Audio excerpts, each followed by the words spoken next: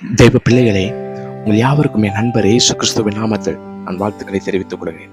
ஒரு மனிதனுடைய வாழ்க்கையில் பாவம் எப்படி குடிகொள்ளும் தெரியுமா?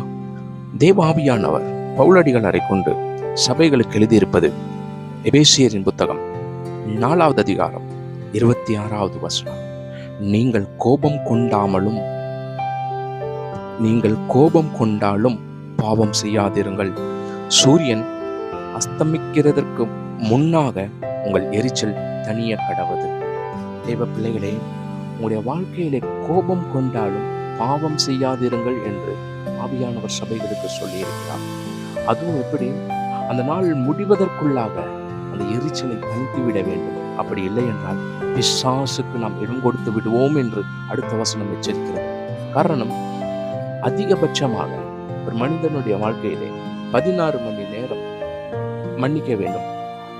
12 மணி நேரம் என்று பிரித்துக் கொள்வோம். பகல் ஆரம்பிக்கும் பொழுது அந்த பகல் முடிவதற்குள்ளாக நம்முடைய கோபத்தை தனித்து விட வேண்டும். இல்லையெனில் அது எரிச்சலை கொண்டு வந்துவிடும். அது நம்முடைய வாழ்க்கையில பாவங்களை செய்ய துடித்துவிடும். தெய்வ பிள்ளையே, உன்னுடைய வாழ்க்கையில பாவம் இருக்கிறது என்றால் கோபத்தை விட்டு விலகாமல் இன்னும் இருக்கிறாய்.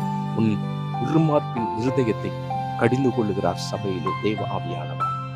உன்னுடைய வைராக்கியமுள்ள இருதயத்தை உடைத்து போடு. நீ பாவத்திற்கு வழிவகுத்து நீ இன்னும் விபச்சாரத்திற்குள்ளும் வேசித்தனத்திற்குள்ளும் இருக்கிறாய் என்றால் இந்த வாழ்க்கையிலே கோபம் இருக்கிறது. தேவ பிள்ளையே, உன் சொந்த சரீரத்தை தீட்டுப்படுத்தாதபடிக்கு எச்சரிக்கையாயிரு. கோபம் கொண்டிருக்கிற மனுஷன் பாவம் செய்து விடுவான் என்று சபைக்கு தேவ ஆவியானவர் எச்சரித்திருக்கிறார். அதனால் எந்த கோபமாக யார் மேல இருந்தாலும் அதை முதலாவது தனித்து போடு. கடைசி நேரத்தில் கைவிடப்பட்டவளாக மாறிவிடாதே.